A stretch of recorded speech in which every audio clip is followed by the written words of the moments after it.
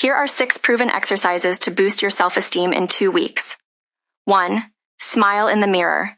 Every morning, flash a big smile at yourself in the mirror. It sounds simple, but it sends positive signals to your brain. 2. Gratitude journal. Write down 3 things you're grateful for each day.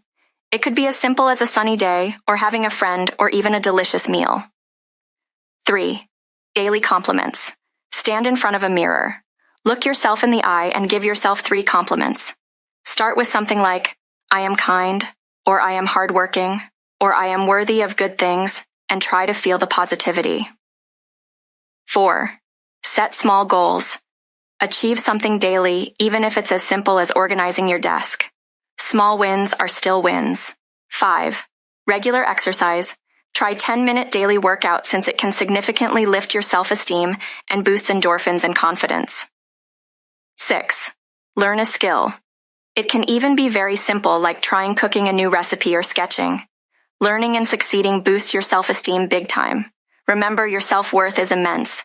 Do these exercises daily for 2 weeks and watch your confidence soar. See you in the next video.